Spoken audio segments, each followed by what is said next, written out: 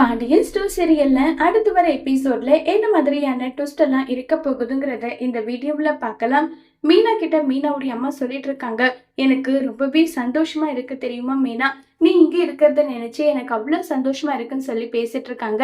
அத்தை, எதுக்காக அத்தை இப்படி எல்லாம் பேசுறீங்க?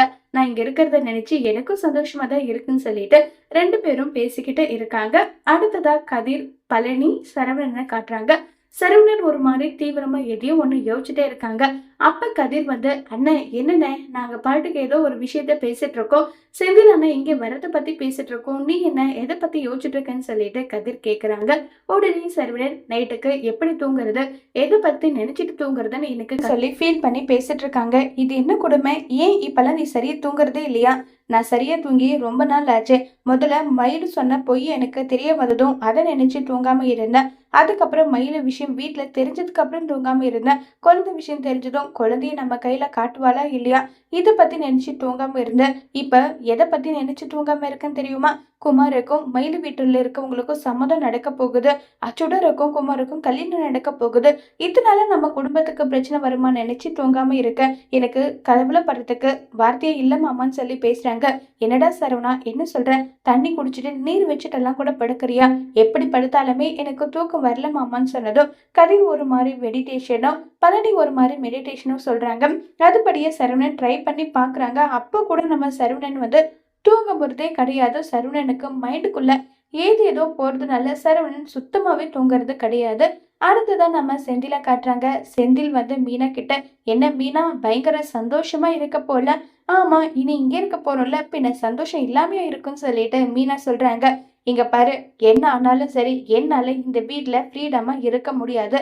கோட்டர்ஸ்ல எவ்வளவு சந்தோஷமா இருந்தோம் தெரியுமா மீனான்னு சொல்லிட்டு செந்தில் சொல்றாங்க. ஆமாங்க, இங்க அப்படி பண்ண முடியாது. அதுவே கோட்டர்ஸ்ல நடு ஹால்ல உட்காந்து பியர் குடிப்பீங்க, அந்த மாதிரி இங்க குடிக்க முடியுமான்னு சொல்றாங்க. இதை கேட்டதும் செந்திலுக்கு கடுப்பாகுது.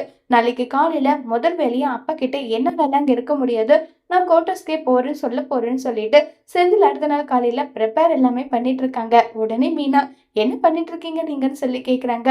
இல்ல, அப்பா கிட்ட பேச போறேன்ல, அதுக்காக ப்ரிப்பேர் பண்ணிட்டு இருக்கேன்னு சொல்லிட்டு வெளியே வந்து பார்த்தா எல்லாரும் கூட்டமா கூட்டிட்டு மீட்டிங் போட்டுட்டு இருக்காங்க. அப்பாவே நல்ல வேலை, வீட்டுல இருக்க எல்லாரும் இருக்காங்க, அப்படின்னா இப்பவே சொல்லிடலாம்னு சொல்லிட்டு அப்பா அது வந்து சொல்ல வராங்க. என்னடா செந்தில, நீ வீட்டுல தானே இருக்க, மீனா நீ வீட்டுல தானமா இருக்க, சரவணா நீ வண்டி வர சொல்லிட்டு இல்லைன்னு சொல்லிட்டு பாண்டியன் பாட்டுக்கு பேசிட்டு இருக்காங்க. செந்திலுக்கு ஒண்ணுமே புரியறது இல்ல. என்னப்பா, என்ன விஷயம், இங்க பாருடா, நீ இனிமே அந்த கோட்டஸ்ல இல்லாத போது எதுக்காக கோட்டஸ்ல இருக்க பொருள் எல்லாம் அங்க வச்சுட்டு அது எல்லாமே எடுத்துட்டு வரணும்னு சொன்னதும் இது கேட்டதும் செந்திலுக்கு பயங்கர ஷாக் ஆகுது. அப்பா அது வந்துன்னு சொல்றாங்க. மீனா கோட்டஸ் வேணான்னு எழுதி கொடுத்துடுமான்னு சொன்னதும் சரி மாமான்னு சொல்லிட்டு மீனா சொல்றாங்க. இதை கேட்டதும் பயங்கரமா கோவப்பட்டு செந்தில் அங்கிருந்து போறாங்க. ஆனா மீனா பயங்கர சந்தோஷத்துல இருக்காங்க. இப்ப செந்தில் என்ன முடிவு எடுக்க போறாங்க, திரும்ப வீட்டை விட்டு வெளியே போக செந்தில் என்ன செய்ய போறாங்கிறத வரப்போற எபிசோட்ல வெயிட் பண்ணி பார்க்கலாம். தேங்க்யூ.